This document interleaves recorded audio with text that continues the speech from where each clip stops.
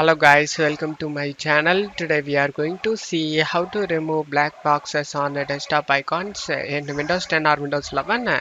I show you guys how to do it. Go to search menu and type registry editor, click on open it, select yes.